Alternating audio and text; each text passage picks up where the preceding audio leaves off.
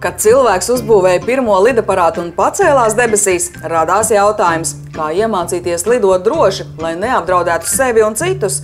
Cilvēki saprata, lai cik lielas un brīvas ir debesis, arī tur, tāpat kā uz ielas, bez likumiem un noteikumiem var iedzīvoties krietnās nepatikšanās. Otrais pasaules karš vēl nebija beidzies, kad aviācijas pionieri sapulcējās Čikāgā, jo saprata, ka starptautiskajā civilajā aviācijā ir vajadzīgi noteikumi.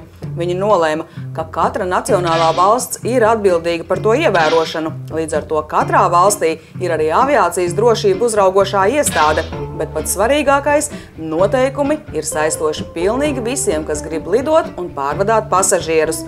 Iztēlosimies, ka debesis ir kā milzīgs kubiks Rubiks, kur katram lauciņam ir sava loma gaisa satiksmes organizācijā.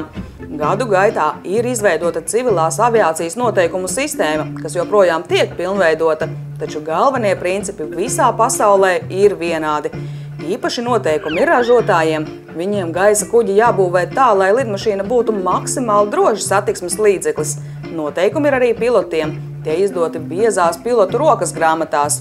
Ir noteikumi arī lidlaukiem. Vienvārdu sakot, noteikumi ir radīti, lai visos iespējamos veidos vairotu drošību gan tiem, kas pacēlušies debesīs, gan tiem, kur ir uz zemes.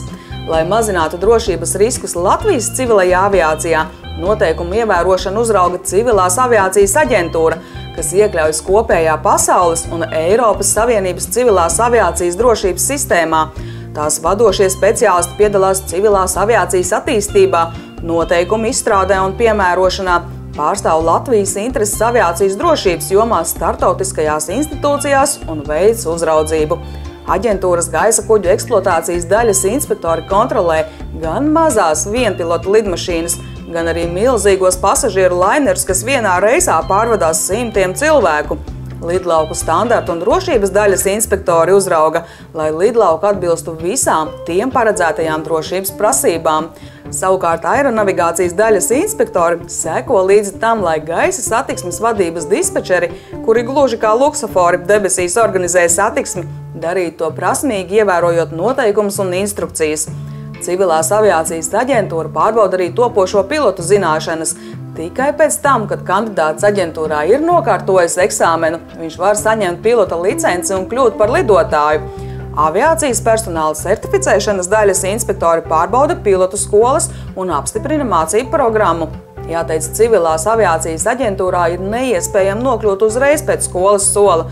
Par inspektoriem drīkst strādāt tikai ļoti pieredzējuši un kompetenti speciālisti, kas vairākus gadus strādājuši kādā no aviācijas uzņēmumiem. Gribi zināt, kāpēc viss ir tik stingri? Atbilde ir vienkārša.